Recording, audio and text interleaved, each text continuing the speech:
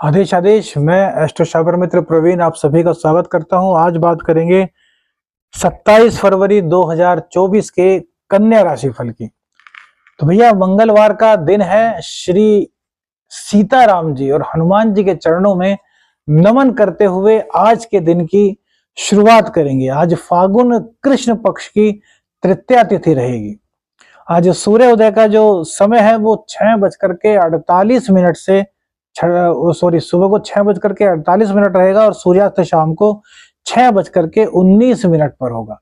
विक्रमी संवत 2080 में आज अभिजीत मुहूर्त का समय 12:11 से 12:57 तक रहेगा। वहीं राहु काल 3:26 से दोपहर 4:53 तक रहेगा। इसे डेढ़ घंटे के जो ये काल होता है, 1.5 घंटे का, इसमें कोई भी नया शुभ कार्य नहीं करना चाहिए। दिशा शूल आज उत्तर दिशा की रहेगी। कन्या राशि की बात करते हैं तो केतु और चंद्र आज आपके लग्न में, आपकी राशि में विराजमान रहेंगे। चंद्र आज बली अवस्था में रहेंगे क्योंकि अपने ही नक्षत्र से गोचर करेंगे। शुक्र और मंगल की युति पंचम स्थान में, बुध शनि सूर्य छठे स्थान में रहेंगे। राहु सप्तम स्थान में, गुरुदेव अष्टम स्थान में रहेंगे। तो एकादश के स्वामी 11वें भाव में चले गए, लग्न में चले गए, आपकी राशि में चले गए। यह आपके लिए अति उत्तम है। केतु के साथ जब ये बैठते हैं तो इनकी पावर तो बढ़ेगी और चंद्र अपने ही नक्षत्र से गोचर कर रहे हैं, तो यहाँ भी बहुत अच्छी बात है। तो इनकम तो आपकी नहीं रुकने वाली किसी भी हालत में। लेकिन हाँ, एक चीज आपको जरूर कहेंगे कि राहु की दृष्टि होने के कारण, ग्रहण दोष होने के कारण आपको सावधान जरूर रहना है।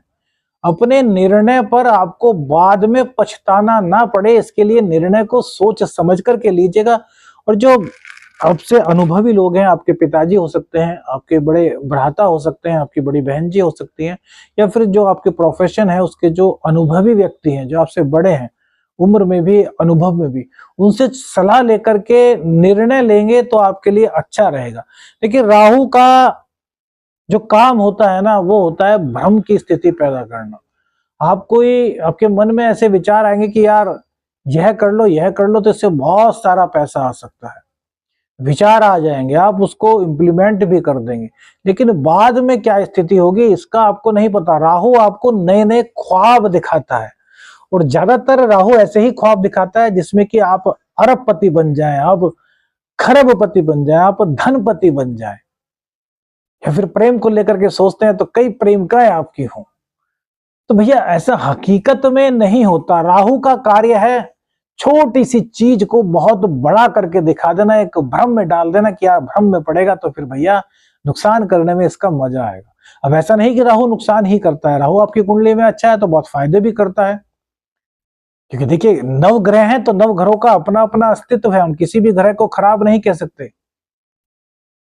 लेकिन राहु दैत्य हैं, दैत्य होने के कारण वो आपको एक जाल में भटकाए रखते हैं, तो इस जाल से आपको निकलना बहुत जरूरी है।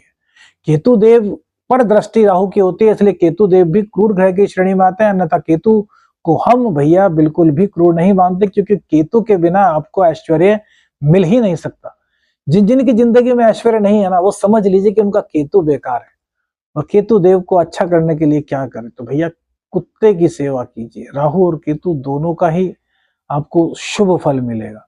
तो इतनी बात बताने का तात्पर्य यही है कि आप किसी भी हालत में कोई बड़ा निर्णय आपको नहीं लेना है।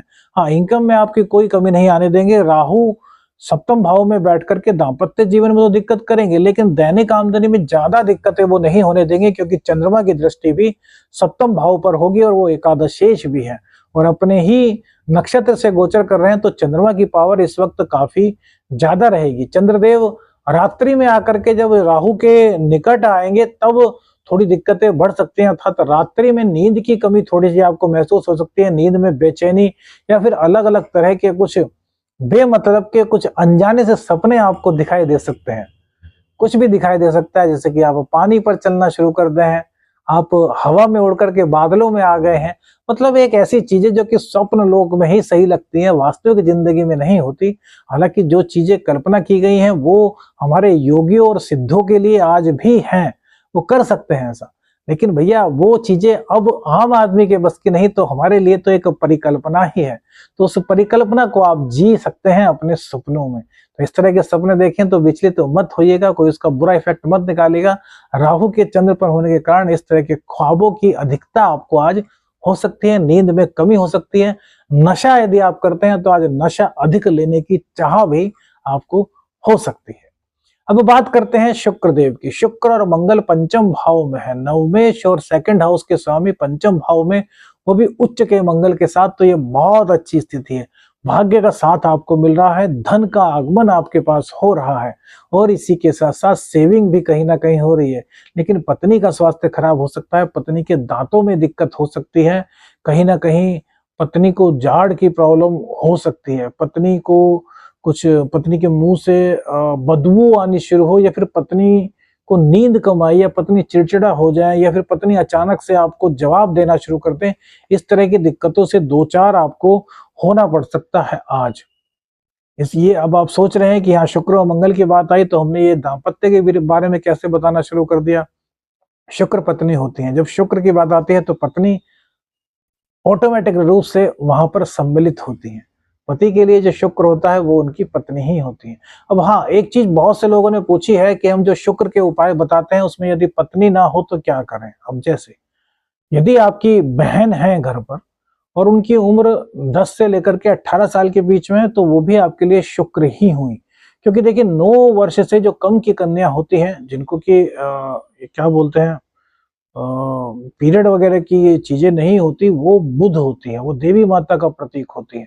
और 9-10 साल के बाद जब स्त्रियों को यह चीज होनी शुरू होती है, और 18 वर्ष तक, यानी कि हम तो कहेंगे कि जब तक उनकी शादी नहीं होती वो शुक्र ही होंगी। माँ को चंद्र का कारक माना गया है। तो यदि कोई उपाय हमने ऐसा बताया है कि जो शुक्र के लिए है, तो वो आप कहीं ना कहीं बहन के साथ भी कर सकते हैं। जैसे कि बहन को आप कोई गिफ्ट दें, बहन को कोई इत्र दें, तो इससे आपका शुक्र मजबूत होगा। बहन को आप कोई सुगंधित बोलते हैं तेल वगैरह जो होते हैं, इससे शनिदेव और शुक्रदेव दोनों की प्राप्ति होती है। तो ये कर सकते हैं। बहुत से लोगों ने हमसे सवाल पूछा था तो हमें अभी ध्यान आया, इसलिए हमने बता दिया इस चीज को कि प्रत्येक वो लड़की जो 10 साल से ऊपर और 18-19 साल तक की है, वो आपके लिए शुक्र हो सकते हैं, वो आपकी अगर बड़ी बहन है तो। अब यह नहीं कि यार जो भी लड़की देखी आपने वो आपकी शुक्र हो गया, आप उनको उपाय कर दिया, ऐसा नहीं। वो पत्नी है तो पत्नी। बहन का हमने सिर्फ एक्सेप्शनल में आपको दिया है कि आपकी शादी नहीं हुई, शुक्र आपको मजबूत करना है, तो फिर बहन को आप ये गिफ्ट दे करके अपने शुक्र की मजबूती प्राप्त कर सकते हैं। और बाकी तो उपाय आपको बता ही देते हैं, जिससे कि आपको शुक्र स्ट्रांग हो जाए, शुक्र की कृपा आपको मिले। अब शुक्र और मंगल, तो शुक्र और मंगल पंचम भाव में, तो हमने बताया था कि प्रेम आपका है, प्रेम आपका चलता रहेगा, बहुत अच्छा रहेगा, लेकिन आपका मन में भटकाव कहीं ना कहीं आ सकता है। आप चाह सकते हैं कि भाई एक प्रेमिका है तो दूसरी प्रेमिका भी हो जाए। वैसे ही गर्ल्स किसी से कम थोड़ना है, देविया किसी से कम थोड़ना है। यदि पुरुष सोच सकता है तो वो भी सोच सकती हैं, तो उनके मन में भी इस तरह का विचार आ सकता है। तो हम कहते हैं कि दोनों में से किसी के मन में ये विचार ऐसा नहीं आना चाहिए। प्यार करते हैं तो एक दूसरे के प्रति वफादार होकर के प्यार कीजिए, यह आपके लिए सबसे अच्छा रहेगा। मंगल देव उच्च के हैं यहाँ पर 5वें स्थान में, तो यहाँ पर आपकी शिक्षा के लिए बहुत अच्छा समय बन रहा है। राहु की दृष्टि भले ही चंद्र पर हो, लेकिन मंगल देव भैया बहुत बहुत बहुत ज्यादा स्ट्रांग ग्रह हैं। मंगल देव से शनि को काबू में किया जा सकता है। यह आप देखिए तो मंगल की पावर देखिए। तो मंगल देव उच्च के हैं तो आपका ज्ञान बढ़ेगा। संतान भाव से थोड़ी सी दिक्कत किस लिए हो सकती है, क्योंकि यहाँ पर जो शनि है ना, शनि इस वक्त अस्त हो गए हैं, तो इसलिए यहाँ पर दिक्कत है। शनि के अस्त होने से कहीं ना कहीं रोग रिपु ऋण की अधिकता भी आपको देखने को मिलेगी, लेकिन सूर्य देव उसको दाब लेंगे, तो हम नहीं कहेंगे रोग रिपु ऋण बढ़ेगा। बस ये है कि मुंह कहीं ना कहीं वो उठा सकता है, थोड़ा सा सामने आने की कोशिश आपके कर सकता है, बशर्ते कर कुछ नहीं पाएगा, क्योंकि मंगल देव पंचम भाव में है। ज्ञान आपका बहुत मजबूत है। शुक्रदेव पंचम भाव में है, तो ज्ञान के बल पर, अपने पुरुषार्थ के बल पर बहुत पैसा आप कमाने वाले हैं। आज कहीं भी किसी तरह की कोई दिक्कत नहीं। हाँ, पैसा कमाने में थोड़ी भागदौड़ बढ़ सकती है, क्योंकि मंगल क्या है, सेनापति है, तो वो मेहनत भी कराते हैं भैया, वो सेना को पूरी मेहनत कराते हैं। और कहेंगे सेना को आदेश चलो अटैक करो तो अटैक ऐसा नहीं, हम ये नहीं कह रहे कि हमला करो। अटैक से हमारा मतलब है कि जाओ भाई काम करो, काम क्यों नहीं कर रहे, क्यों आलस्य में बैठे हो। तो इस तरह की बातें आपके माँ बाप हैं वो कह सकते हैं, कोई आपके बोस हैं वो कह सकते हैं। हालांकि आपके अंदर उत्साह रहेगा, लेकिन जहां भी आप थोड़े से भी पीछे को हटने को शुरू करोगे तो वहां पर आपके बोस, आपके माँ बाप या फिर आपके बड़े आपको कह सकते हैं, आपको इंस्पायर कर सकते हैं कि यार चलो काम करो, क्यों खाली बैठे हो। तो मंगलदेव इस चीज का बहुत ध्यान रखते हैं, वो पुरुषार्थ में ही सबसे ज्यादा विश्वास रखते हैं। तो शनि और अच्छा देखिए बुध, बुध हमने बताया आपको बुध के कारण दिक्कत है भैया, है ना। तो उसके लिए हरी घास पर चलना बताया कि 6 मिनट चलिए, सूर्य उदय के बाद चलिए, नंगे पांव चलिए। क्योंकि बुध आपके लग्नेश हैं और आपके दशमेश हैं, तो यहाँ पर नौकरी वाले जो है उनको दिक्कत भैया कहीं ना कहीं होगी। नौकरी के लिए प्रयास कर रहे हैं तो नौकरी के लिए प्रयास जो है वो आपके असफल हो सकते हैं। हालांकि शुक्र देव यदि आपकी कुंडली में मजबूत होंगे तो वो आपको सपोर्ट अवश्य करेंगे, लेकिन बुध का लग्नेश का छठे भाव में जाना भैया अच्छा नहीं होता। लेकिन बुधादित्य योग बना है तो इतना भी अशुभ नहीं कि जितना कि आप सोच रहे हैं। अशुभता में से शुभता आपको निकालनी है। वो किस प्रकार से निकालेंगे? सूर्य देव को घी से अर्घ दीजिए, एक लाल फूल में थोड़ा सा घी रखिए और 27 बार गायत्री का पाठ कीजिए और वो लाल पुष्प सूर्य देव को अर्पित कर दीजिए। इससे सूर्य देव को जो आप अर्घ देंगे उससे सूर्य की मजबूती आपको मिलेगी। वहीं सूर्य देव अपने घर को देख रहे हैं तो अपने घर को देखने के कारण अपव्यय आपका घटेगा। वहीं बुध देव के साथ बुधादित्य योग बना हुआ है, भले ही लग्नेश और दशमेश छठे स्थान में हो लेकिन सूर्य के साथ है और सूर्य अपने घर को देख रहे हैं, बुधादित्य योग है। तो जितने अनिष्ट होंगे ना उन अनिष्टों को बुधदेव और सूर्य कम कर देंगे। लेकिन देखिए दिक्कत तो है, कैरियर के स्वामी लग्नेश जब छठे स्थान में जाते हैं तो रोग कहीं ना कहीं होता है, कैरियर में कहीं ना कहीं कमी होती है, आलस्य कहीं ना कहीं होता है, वाणी में कहीं ना कहीं कड़वाहट आती है। तो इस चीज का आपको ध्यान रखना है। अशुभता शुभता निकालने के लिए सूर्य को अर्घ दें और 6 मिनट हरी घास पर चलें और अपनी नाक पर चंदन का इत्र अवश्य लगाएं। इससे बुध की कृपा आपको प्राप्त होगी। आदेश आदेश रख रंजन, हर हर महादेव।